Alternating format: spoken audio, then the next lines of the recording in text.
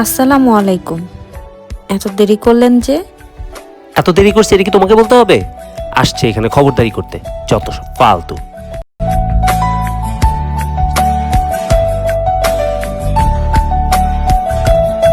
এই যে আপনার জন্য চা নিয়ে আসছি। আমি কি বলছি চা আনতে? আমি কি চা খাই? তুমি এসে এইভাবে পাশে বসছো কেন?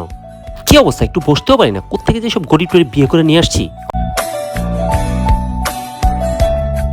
আম্মু, এত বড়লোক বাড়ি যে দেখে বিয়ে দিলা, এখন তো কেউ আমাকে সম্মান করে না, হাজবেন্ডও আমাকে ইগো দেখায় চলে। এভাবে করে আমার জীবনটাই ধ্বংস হয়ে যাচ্ছে। দেখ মা, বিয়ের পরে একটু মেয়েদের মানায় নিতে হয় সবকিছু। মানাতে গিয়ে আমার জীবনটাই পুরো ধ্বংস হয়ে যাচ্ছে।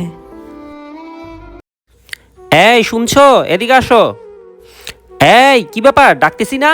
হ্যাঁ, বলেন বলেন। কি ব্যাপার, কোথায় থাকো তুমি? তোমাকে যে ডাকতেছি তোমার কোনো খোঁজ খবর নাই কেন? আসলে আমি কিচেনে রান্না করতেছি। তুমি যে রান্না করতেছো নাকি ফোনে সারাদিন বসে বসে মায়ের সাথে কুটনামি করো, সেটা আমাকে বলতে হবে না, ঠিক আছে? না না, আমি আসলে রান্নাই আবারও করতেছি মুখে মুখে না। কথা বলে বেয়াদব।